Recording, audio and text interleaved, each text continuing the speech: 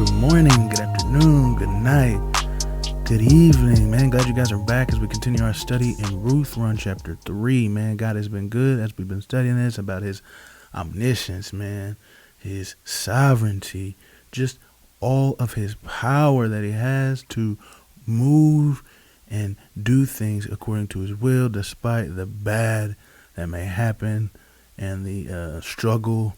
We might be on the struggle bus, but God is still in control, and that is kind of what this whole thing is about in Ruth. And so we have been studying on Ruth. I'm Paul. This is Pauline Theology's daily devotional. Daily, we've been going through this Old Testament book, trying to see what its story is telling us, and then what it's telling us about God, what it's telling us about mankind, and then how we can apply it to our lives. So it's been good. It's been great. It's been awesome. And so let's continue on our study of it as we jump into chapter 3. Ruth chapter 3 says, "One day Ruth's mother-in-law, Naomi, said to her, 'My daughter, I must find a home for you where you will be well provided for. Now Boaz, with those women you have worked, is a relative of ours. Tonight he will be winnowing barley on the threshing floor. Wash, put on perfume, get dressed in your best clothes, then go down to the threshing floor. But don't let him know you were there until he has finished eating and drinking. When he lies down, note the place where he is lying. Then go and uncover his feet and lie down. He will tell you what to do.' 'I will do whatever you say,' Ruth answered.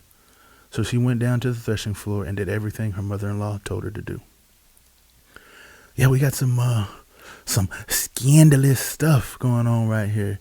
That's not really truly scandalous, but it is showing kind of, first off, it's really showing that Ruth has just great trust in her mother-in-law, Naomi, because she would do something that it's putting yourself out there. I mean, Ruth is putting herself out there whenever she dresses nice and her best stuff, goes to the threshing floor, and then lies at his feet. You know what I'm saying?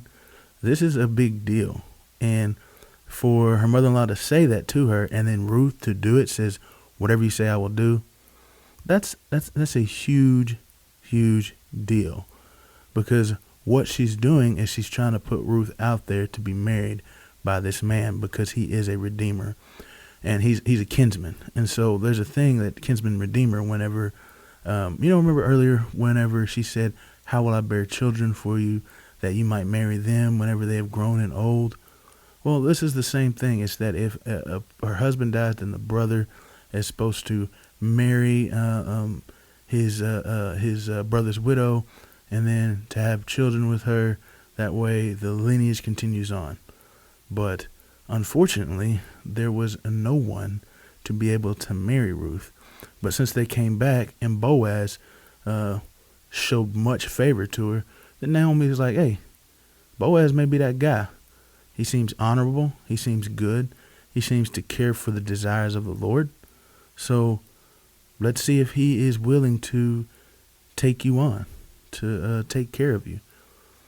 And so that's what she does. All that stuff, the dressing up, the waiting at the threshing floor, lying down at his feet, that stuff is saying, or it's like proposing in a way.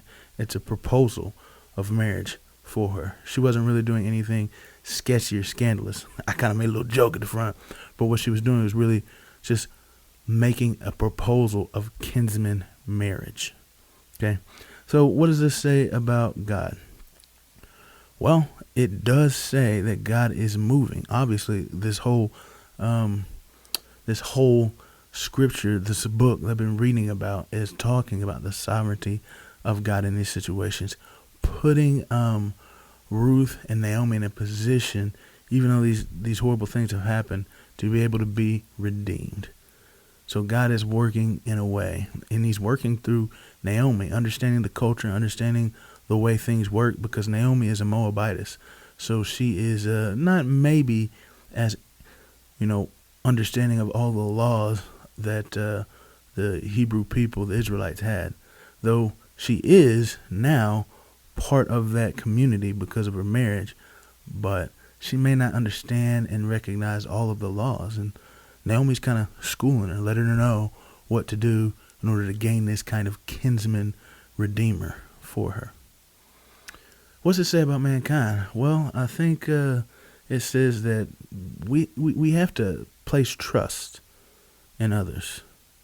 I think that especially in the community of God. So the community of God, as this is a family of God here, is that because of what Naomi has done, the showing of her faith, the transferring of her faith that we've talked about, because looks like Naomi and Ruth have a special relationship.